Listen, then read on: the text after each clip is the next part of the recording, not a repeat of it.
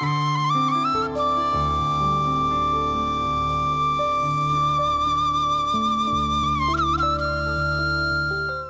TV நேயர்களுக்கு இனிய இன்பகரமான காலை வணக்கங்கள். எமது செல்வாக்கை மற்றவர்களிடையே அதிகரிப்பது, மற்றவர்கள் விரும்பத்தக்கவராக நாங்கள் எவ்வாறு செயலாற்றுவது, இது மிக முக்கியமானது உளவியல்ல. ஆக நீங்கள் இவ்வாறு ஒரு செல்வாக்கானவராக இருப்பதற்கு உங்கள்கிட்ட என்ன பண்புகள் இருக்க வேண்டும்?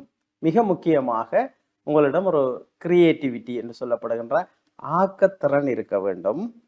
அது உங்களுடைய ஆளுமையை மற்றவர்களுக்கு எடுத்து காட்டும். அதோடு சிறந்த தொடர்பாடல், நல்ல தொடர்பாடல் தேர்ச்சி உங்களுக்கு இருக்க வேண்டும். எல்லோரோடையும் நீங்கள் இலகுவாக தொடர்பாடல் செய்யக்கூடிய ஆற்றல் உள்ளவராக இருக்க வேண்டும். அடுத்ததாக நீங்கள் அழகாக சிரிக்க தெரிய வேண்டும். புன்னகை, அது நடுக சிரிக்கிறது இல்லை, மிக முக்கியமான விடயங்களுக்கு உங்களுடைய முகம் மலர்ந்து இருக்க வேண்டும். அப்போ முக மலர்ச்சியும் அந்த புன்னகையும் ஏனையவர்களை கவரும். நீங்கள் ஏனையவர்களால் நேசிக்கப்படுவீர்கள். அது வசீகரம் அது ஏற்படும். அப்போ இதில் நீங்கள் முக்கிய கவனம் செலுத்த வேண்டும். அடுத்ததாக மிக முக்கியமாக நீங்கள் நேர முகாமைத்துவம், டைம் மேனேஜ்மெண்ட், அந்த உரிய நேரத்துக்கு உரிய விடயங்களை செய்பவராக இருக்க வேண்டும்.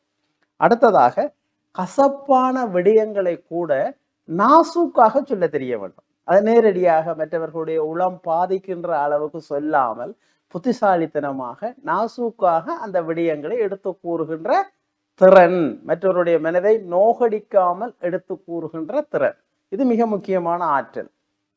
அடுத்ததாக உங்களுடைய சிந்தனை, சொல், செயல் ஒரே மாதிரி இருக்க வேண்டும். அவ்வாறு இருக்கின்ற பொழுது உங்களுடைய நேர்மை அங்கே பிரதிபலிக்கும். அப்போ உங்களுடைய நேர்மை தான் எல்லோரையும் வசீகரம் உள்ளவராக மாற்றும்.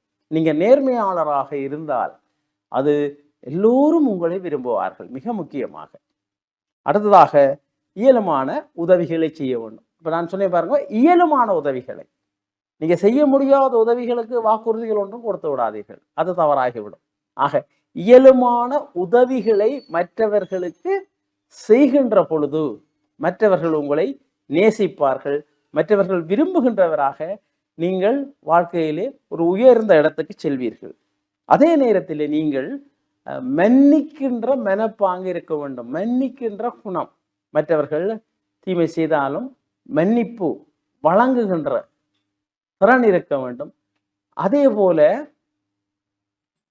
மற்றவர்களை மன்னிக்கின்றது போல அப்போ நீங்களும் மற்றவர்களிடம் ஏதாவது தவறு செய்தால் மன்னிப்பு கேட்கக்கூடிய பண்பு இருக்க வேண்டும். இப்போ நான் தவறு செய்து விட்டேன், தயவு செய்து மன்னித்து விடுங்கள் என்ற ஒரு வார்த்தையை சொன்னால் சரி, அது ஒரு மிக உயர்ந்த மனித விழுமிய பண்பு.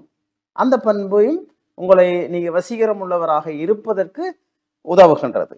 அதே நேரத்தில் முடிவெடுக்கும் திறன், டிசிஷன் மேக்கிங் என்று சொல்வார்கள். சரியான முடிவை உரிய நேரத்தில் எடுக்க வேண்டும், அது மிக முக்கியமானது.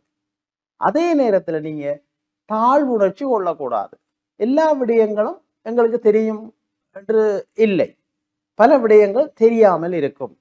ஆகவே இந்த விடயம் எனக்கு தெரியாது, நான் படித்துக் கொள்கிறேன் என்று நேரடியாக சொல்ல வேண்டுமே ஒழிய, நீங்க தாழ்வுணர்ச்சியோட செயல்பட்டீர்கள் என்று சொன்னால் உங்களுடைய ஆளுமையில சிதைவு ஏற்படும். ஆக இந்த இவ்வளவு பண்புகளையும் நீங்கள் நான் சொன்ன இவ்வளவு பண்புகளும் மிக எளிமையான சாதாரணமாக வாழ்க்கையில பின்பற்றக்கூடிய பண்புகள்.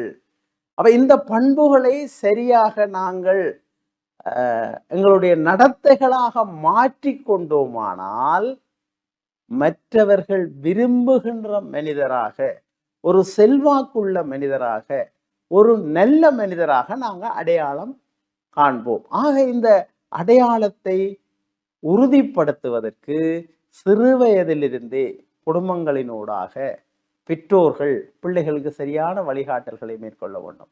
அடுத்ததாக பாடசாலைகளில இந்த சரியான ஒழுக்கம், பண்பாடு, மனிதத்துவம் இதை சரியாக பின்பற்றுகின்ற நடைமுறைகளை கொண்டு வர வேண்டும்.